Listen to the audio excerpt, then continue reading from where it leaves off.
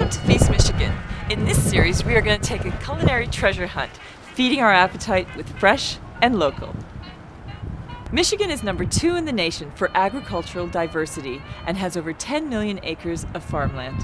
And with farmers markets popping up locally, shoppers can gather their produce fresh from the farm. We are now going to introduce some innovative chefs who are pushing the boundaries with some unexpected pops of flavor. From heirlooms to hogs, we will find out where the area's best chefs get their inspiration and source their ingredients. If you stand anywhere in Michigan, you are never farther than 85 miles away from one of the Great Lakes. That fact, with the many inland lakes, gives wonderful tourism opportunities. And with all those lakes, it may surprise you that this Midwest state has more lighthouses than Maine. Today we are in Pontiac, Oakland County. This is a city with a long history, some hidden gems, and people with a passion for their city and the area. So let's explore, cook, and meet some of the locals. Goldner Walsh opened its doors in 1953. It now sits on over 10 acres of land right here in the middle of Pontiac. This site hosts complementary businesses that share the same spirit with sustainable and environmentally sound practices. And beware the big yellow chair.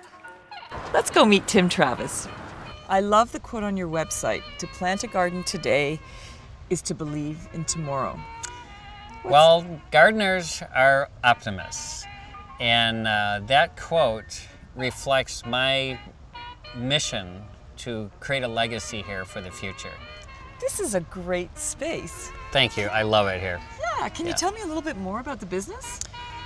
Well, we're an interesting business. We're a long-time landscape company that's been in business since 1953. And this location is the longest running business in Pontiac, dating back to 1890. The great thing is it's given me an opportunity to reinvent our business, and I did several things. The first thing that any business owner would do is, of course, invite their competitor to run part of the business that does a better job than me. So I have not only Goldner Walsh, and we run the flower shop and the landscaping, but my stone guy moved his business here, and now the events have become a huge part of our business. And then I invited a special friend that you will have a chance to meet. I've heard the City Girls will be joining us today. Absolutely. Yeah, and they've prepared something special for us. It will be phenomenal. Okay, shall we meet them? Absolutely. Good. Where did you leave your wings? Have they missed you? Can you get Built back in Michigan, made in Michigan. if I kissed you? I'm going to show you how to make an elevated goat cheese salad using Swiss chard, pea shoots, pansy flowers, fresh herbs such as oregano, thyme, and fresh basil. It's going to get a little poached duck egg and some grilled goat cheese. First, we're going to drop our duck eggs gently into this pot of water that is seasoned with salt and a little bit of rice wine vinegar. So while those are going, we're going to drop our goat cheese on the grill. And this is going to give it a really nice smoky char flavor too. Now what we're going to do is take this vinaigrette, 1 part of olive oil, a little mirin, and some rice wine vinegar. I added some salt and some bee pollen into it as well, so it's going to give it a really nice sweetness. We're just going to lightly dress this, and then this is just going to get a little bundle on the side of the plate here. Off to the side, because we're going to use the other half of the plate here for our goat cheese and for our poached duck eggs. So we have all those really nice colors coming through. This has all of our pea shoots and all the beautiful colors going on in here. Now we grab our goat cheese off the grill. Picked up a lot of that nice smoky flavor from the grill. And gently place our duck eggs right on top of the goat cheese. And now we're just going to dress it gently with a little bit of the bee pollen and mirin vinaigrette. A little bit around the plate so it accents that plate and all of those delicious flavors. And that's our elevated goat cheese salad with poached duck egg. All right. Thanks, Chef Matt. So excellent. This looks delicious. So the idea is when you crack into this, You're gonna get that yolk come out with the creaminess from the goat cheese, the acidity from the vinaigrette, all of that herbaceousness going on. That is so good. Hey, have you heard the one about the chicken who walked into the bar? It might look like we're in the middle of the country, but downtown Pontiac is just a skip down the road. It's okay. It's a duck egg. And here's your history lesson for today. Pay attention, there'll be a test. Pontiac was named for an Ottawa war chief. With his strategic mind and commanding manner, Chief Pontiac enlisted support from practically every tribe from Lake Superior to the Mississippi in order to rout the British in 1763. As the tribes met, they marked their trails through the forest by bending and shaping young trees. These trees, now ancient, can still be found and considered a part of living history.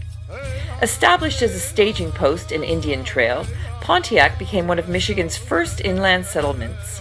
The first road cutting through the wilderness to connect Detroit to Pontiac was completed in 1822.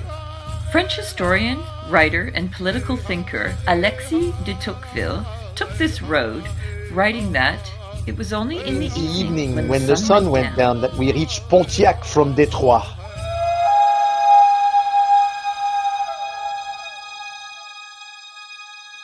This place is inhabitable, a swamp. With clouds of insects, I must make perpetual war. Well, at least the Indians speak French. Later, in 1909, the road, now named Woodward Avenue, boasted the world's first mile of paved concrete. This central location soon became a hub of industry. Numerous natural resources led to the establishment of several carriage-building companies, all thriving at the turn of the century when the first self-propelled vehicles were introduced. It was a natural progression for Pontiac to quickly become a capital for the new automotive industry. This fine high street, with most of the buildings dating back to the early 1900s, has some delicious architectural details. We start at the beginning. Number 1 Saginaw Street. Built in 1923, this former Masonic temple has rather showy examples of Oriental revivalism. Midway at number 30, the 16-foot namesake wall sculpture outside was made by artist Marshall Fredericks. Inside, a gold leaf ceiling and Ionic columns in marble run riot.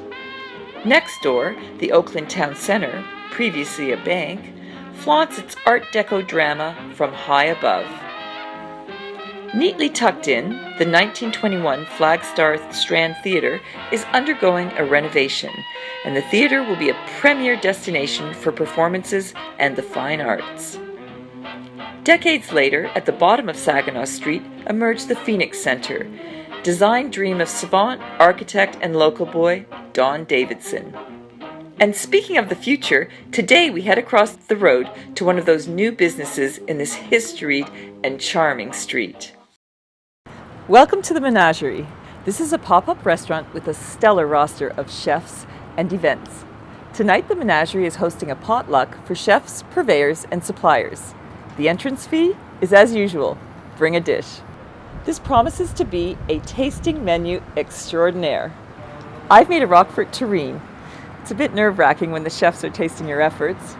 Come on, let's mingle, eat, and face the critics.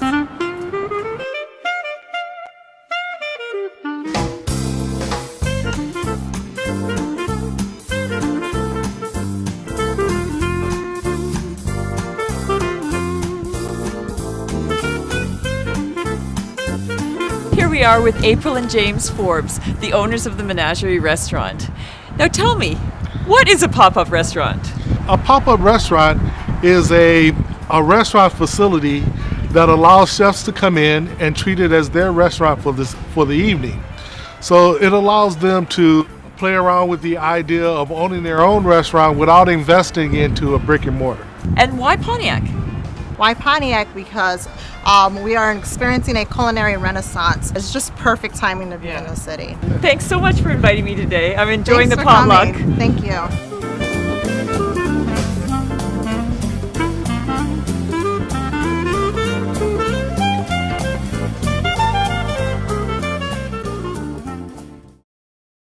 And now we reveal our final destination, the Wesson Lawn Tennis Club, a hidden jewel right in the center of Pontiac. Let's meet Bill Massey, visionary for this stunning facility. Hi, Bill. Nice to meet you. How are you? Nice to meet you. Yeah, it's great to be here. I love this place. How long has it been open? It's been open for 2 years, but this is really the first year that the clubhouse has been open as well. So really, this is our first full year in operation. Why grass? Well, you know, it's interesting because grass, I think, is the best surface, even at the professional level for tennis. But I'm an architect, and this is an aesthetic experience. And usually tennis players don't have an aesthetic experience. It's usually they're just hitting on a hard court, but here it's beautiful, and that's the reason. And how many courts do you have here? We have 24 grass courts and 4 hard courts, a pool, and a clubhouse. Huh. And you know that Wimbledon only has 19, so you're beating them. It's just a fantastic place, and it's just a pleasure to be here. Thanks so much for coming. I'm following your lead. Cheers. Cheers. We're starting off tonight's dinner with the Statement Teeny. Valentine's White Flower Vodka. This is made in Detroit. Has a nice elderflower background to it. And the Schramm Statement Mead. Statement Mead is made with 51% Baton cherries. The rest is honey wine. So it's got a rich, sweet honey background flavor, bright cherries, the elderflowers, and just a drop of Campari and sweet vermouth. Bring those flavors up.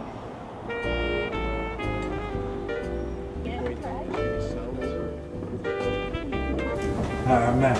This is my bronze scallop, Michigan cream corn, a little bit of bacon and onion marmalade, some fresh chives, and some fresh radish sprouts from Wood Farms. For the Day Scout, we're doing the Larry Mulvey Sex. The Sex is a rosé. This is actually a dry rosé, so it'll help cut the sweetness of the corn and bring out the creaminess of the scallop.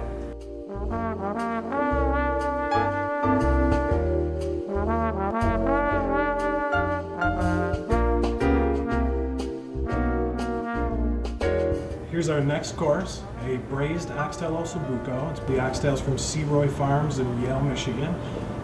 Rubbed with cocoa cinnamon chili, a little bit of espresso. Served atop a black forbidden rice risotto, topped with a fresh gremolata. Lots of garlic, parsley, lemon zest. Better made potato chips to balance the texture. Adds that crispy component to it. And then some fresh scallions. And that's it. There's 2 ways you can go with ossobuco. You can go with the Amarone, the heavier, rich, creamier style of wine, or you can go with the brighter, crisper, cleaner style. Cabernet Franc. This is the Maryland Cabernet Franc from Jim Lester. He's over in Buchanan, Michigan, and he is really a true master of Cabernet Franc. He brings out the bright, crisp flavors of Cabernet Franc without getting the weedy, herbaceous flavors that sometimes you get with Cabernet Franc. I'd like to propose a toast. Thank you all for coming to Feast Michigan. May you never want for wine nor a friend to drink it with. Cheers. Cheers. Excellent job, sir.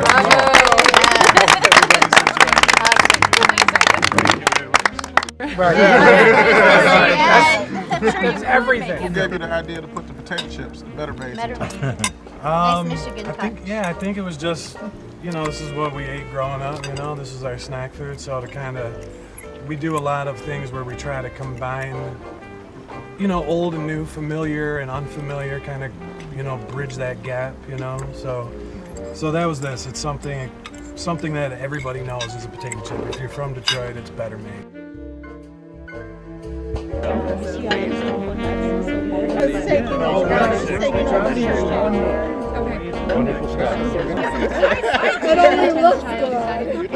And our final course, the dessert, a Faygo Rock and Rye pudding. It's going to be topped with a peanut brittle, finished with a thin wafer cookie called a tweel. What is it? It's a thin tweel cookie. It's a thin tweel sugar cookie. Are you sure? This is Faygo Rock and Rye pudding. Faygo Rock and Rye pudding. Faygo Rock and Rye pudding. Rock and Rye with smashed up peanut brittle and a sugar tweel cookie. That's phenomenal. Yeah. Tweel cookie. Yeah. You can use it as a spoon. That was the whole idea, at least with the shape, And then you feed it to your child. You feed it to your child every 3 weeks. Get it fresh, get it local, and thanks for watching Feast Michigan. And please, drink, drive, and text responsibly.